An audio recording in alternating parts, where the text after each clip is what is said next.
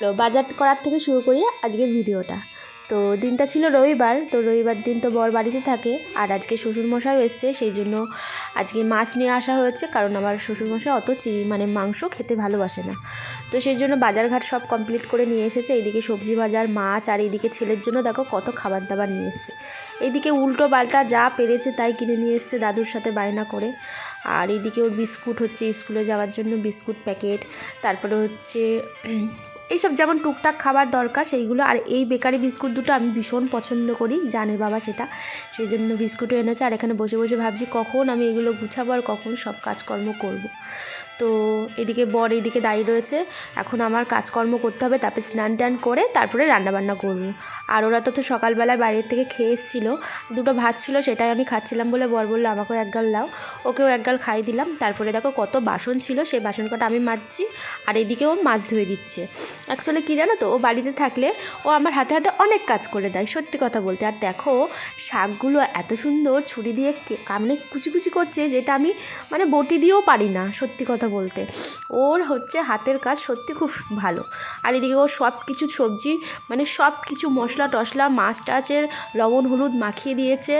এদিকে মশলা টশলা কমপ্লিট করে গুছিয়ে রেখে দিয়েছে। আমি চটপট করে স্নান করে চলে এসেছি। এইদিকে হচ্ছে রান্নার সব কিছু গুছিয়ে নিচ্ছি।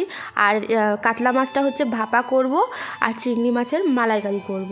তো এইদিকে ভাপাও বসিয়ে দিয়ে দিয়েছি, আর এদিকে বেতো শাক করছি, বড়ি টড়ি শুকনো লঙ্কা কী বলে ওটা, রসুন ফোড়ন দিয়ে বেতো শাকটা করছি, আর এদিকে মাছ ভাপা করছি।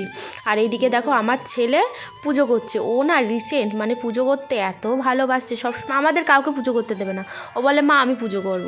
তো ভালো, এদিকে ওর দেখো বোনও পাশের বাড়ি বোন এসছে, দুজন মিলে এখন গল্প করছে, এদিকে পুজোও করছে। আর এইদিকে আমি রান্না করছি। আর আমার বরের এই অভ্যাসটা ভীষণ ভালো, আমি রান্না করলে ওর মনে হয় আমি ঠিকঠাক যদি রান্না ঠিকঠাক না করতে পারি, রবিবারে একদিনই বাড়িতে থাকে, ঠিকঠাক যদি না খেতে দিই তাহলে কি হবে, সেই জন্য ও আমাকে সব বলে বলে দিচ্ছে যে এটার পরে এটা করো, ওটার পরে ওই করো।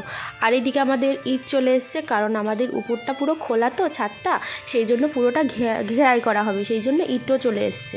আর এদিকে রান্নাবান্না দেখো আমার পুরো কমপ্লিট। এইদিকে করেছি কাতলা মাছের ভাপা, বেতো শাক, আর এইদিকে করেছি হচ্ছে চিংড়ি মাছের মালাইকারি। তো এখানে সবাইকে খেতে দিয়ে দিয়েছি, এখানে বাবা খাচ্ছে, ছেলে খাচ্ছে, আর এদিকে আমার বড় খেতে বসে পড়েছে।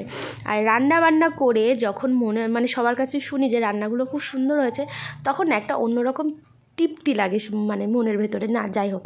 তো সবাইকে খেতে টেতে দিয়ে এখন আমি নিজেও খেতে বসে পড়েছি লাস্টে। আর সব কটা রান্না সত্যি কথা বলতে ভীষণ ভালো হয়েছিল।